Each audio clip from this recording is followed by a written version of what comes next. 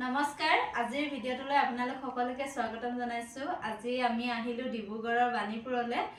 এফালে চিম্পী গোহাঁই আৰু তেখেতে আমাক নিমন্ত্ৰণ কৰিছিলে তেওঁলোকৰ ঘৰত ফুৰিবলৈ অহাৰ পাছত ভাত পানী খাই বৈ তেখেতে আমাৰ নেনাক ধুনীয়াকৈ আজি কইনা সাজত সজাই পৰাই তুলিলে আৰু খুব ধুনীয়া লাগিছে।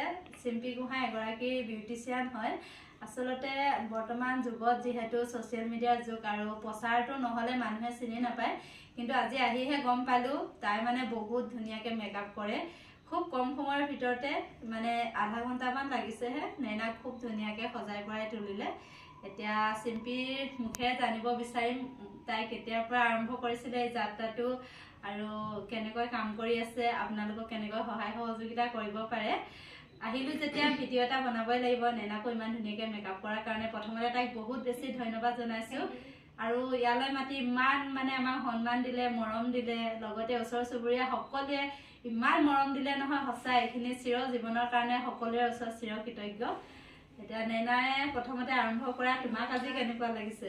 ডিব্ৰুগড়ত এবাৰ প্ৰথম আহিছো যদিও মানে এনেকৈ কাৰো ঘৰলৈ বুলি অহা নাই। আজি চিম্পী মাহীয়ে মোক ইমান ধুনীয়াকৈ মেকআপ কৰি দিলে। বহুত বহুত থেংক ইউ। মই অন্তৰৰ পৰা তোমাক থেংক ইউ কৈছো। আৰু ফাৰ্ষ্ট টাইম মেকআপ কৰিছো, বহুত ভাল লাগিছে। আৰু মানে চিম্পী মাহী বহুত সহজ সৰল, বহুত ভাল। আমাৰ সদীয়া মানুহখিনিৰ দৰে তেওঁ বহুতেই মানে বহুত ভাল। ডিব্ৰুগড়ৰ প্ৰায়ভাগ মানুহ যিমান লগ পালো সকলোৱে ভাল।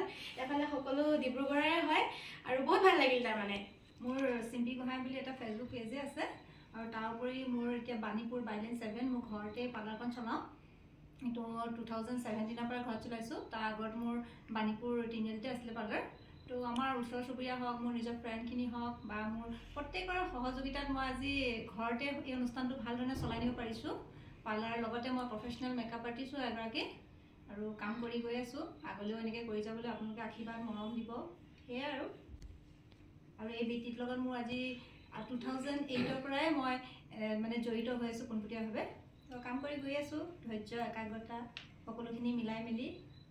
আৰু এটা সৰু ল'ৰা আছে, 2 বছৰ 2.5 বছৰ ল'ৰাটোক লৈ ইমান বেছি সংগ্ৰাম কৰি আছে আৰু 2টা সন্তানৰ মাতৃ হয়, লগতে ঘৰ ল'ৰা ছোৱালী সকলোখিনিৰ লগত ইমান কষ্টৰে মানে যাত্ৰাটো তেখেতে আৰম্ভ কৰিছে। অন্তৰৰ পৰা একদম মনৰ পৰা আশীৰ্বাদ কৰিছো যাতে সফল হয় আৰু সকলোৱে আদৰি লয়।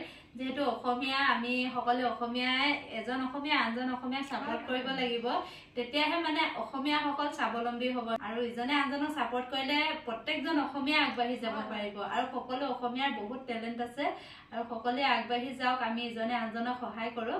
মই আহিছো শদিয়াৰ পৰা তেখেতক অকণমান সহায় কৰোঁ বুলি, আৰু তেখেতে আমাৰ নেনাক সহায় কৰি দিছে, ইমানখিনিয়ে মানে মনৰ আশাটো পূৰণ কৰি দিছে। আৰু এনেকুৱা ধৰণৰ সহযোগিতা থাকিলে মানে সকলোৱে আগবাঢ়িব পাৰিব, হয়নে নহয় কচোন?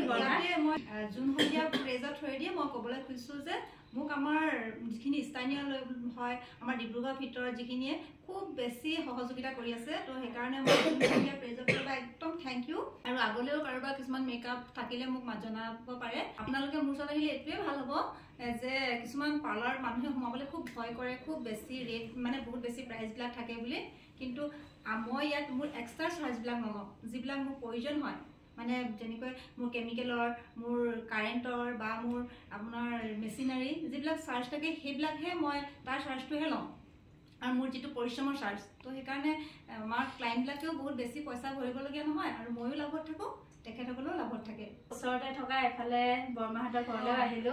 খুব ধুনীয়াকৈ বৰমাই ঘৰখন সজাই থৈছে, সোমাই কিবা এটা ভাল লাগিলে ন নেনা?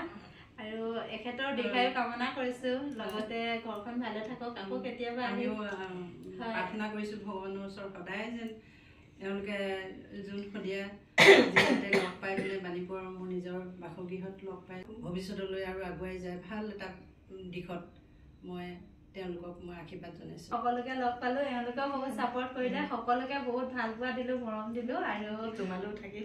ভৱিষ্যতৰ দিনত আকৌ এবাৰ লগ পোৱাৰ আশা থাকিল আৰু ভিডিঅ'টো ইমানতে সমাপ্ত।